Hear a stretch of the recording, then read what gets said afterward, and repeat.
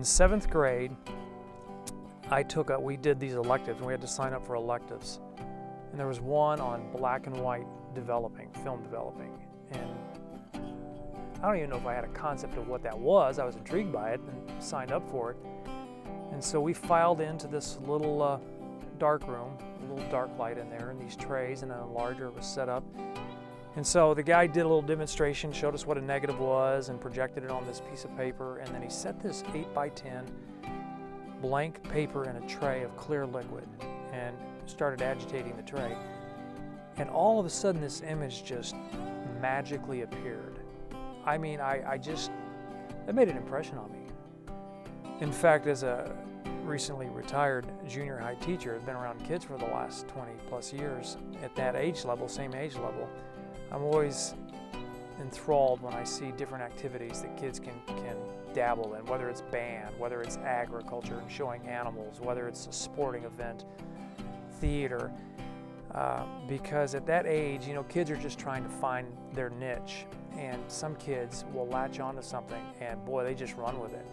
And I had that my own experience, and that was with photography. I took that class.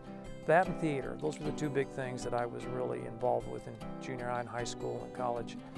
Where we lived, in the wintertime, they would set out these luminaries with the little candles in the bags at Christmas time. And I remember going out and doing some night shots of that, trying that. Lake Michigan, it would freeze up in the winter, and I would go down and just take pictures of that. And so the newspaper there on base, again, I don't remember how I even got in or but I remember seeing some of my work published in the paper. I kind of liked that. That was pretty cool. I think I recognized that I had an eye for photography, but I really didn't do much with it. It's almost like you have something inside, but you don't really know what to do with it.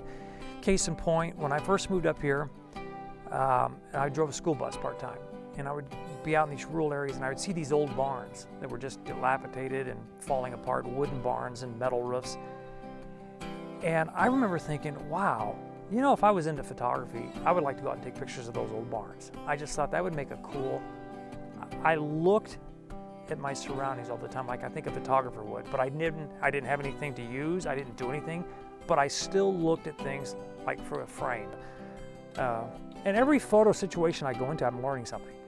I've become back when I was shooting film, I just was shooting, and I was just flying by the seat of my pants. But now I'm so much more conscious of lighting and composition and framing and what I'm doing, why am I doing that, and what effect am I. So I'm much more analytical than I used to be, But I think it's because so many dots finally connected that I knew what I was doing and how to do it. But I'm still learning, when I see people shoot something that I'm intrigued by, I want to know how to do that now. And when I see a storm come in, I'm out chasing storms. I came in one day and watched these huge cloud formations come in, violent winds, and I came home and told Kathy, I said, I have to admit, if I ever saw a tornado drop down, I don't think I'd run. Just, the adrenaline thing. I've shot rodeos, I've shot, I'm going to college bowl games now and shooting big time events, mostly just for enjoyment, just because I love the variety and shooting something new. But football, there's just so much variety. And, I go shoot games. I like the excitement being on the sidelines, the stadiums, the crowds, the bands. I just get kind of swallowed up in all of it. But there's just something about capturing a football player, hurdling over a would-be tackler or a wide receiver stretching out, being parallel with the ground and capturing that in focus, sharp as a detail. Whether it was Sam or somebody else on the sidelines that we were, I guess they call it chimping, when you're looking in the back. Did you get it? I got it, oh, mine was better than yours, and just that little competitive stuff. It was just fun, just really fun. Just, I don't know, different things float different boats, and that one gets mine going. I met with one of the employees there in the museum, Nanette, and she would take me into these homes. Sometimes we'd do 2 a day. But it was always on Sundays. It was just worked out for me, my schedule and going in. And we would do these family portraits of all of them with their kids, and then she would interview, and we would get their stories, and I would just take pictures of them while they're telling their stories.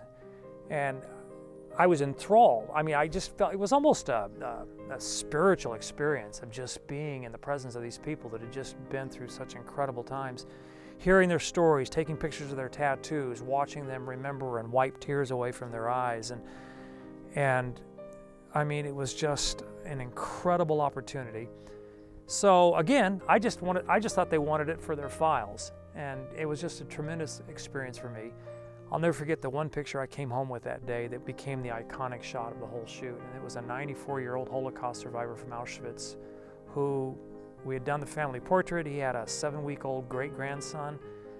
And when he took his jacket off, I saw the tattoo on his forearm. And I said, hey, can we get a picture? I've got an idea for a picture. And he put the sleeping baby in his arms, and the little baby's hand, I positioned it right next to the number and took a shot. And I mean, the minute I shot that and looked at it, I mean, it was goosebump, teary-eyed experience, and it became really an iconic shot in the area. You know, again, it wasn't, you know, about me, the photographer. It was just such an incredible experience to be able to go in. And, you know, Max is one of the guys that I still stay in touch with. We still email. We're friends on Facebook, you know, and did a lot of pictures of him. And just, I don't know, it was just a very rewarding thing to be able to document these pictures and these people. My name is Tony Corso. I'm 55 years old. I'm in my 4th career as I moved up here to Northeast Texas. I live just outside of Paris, Texas. Pastored a church for 17 years. I've also been a school teacher for 20 plus years in the area, recently retired. Stepped out of the ministry about 10 years ago, got out of teaching about 6 months ago, and transitioned to what was a hobby, and now has become my full-time 4th career as a photographer. And I shoot a wide variety of events, from weddings to sporting events to commercial gigs, and having the time of my life.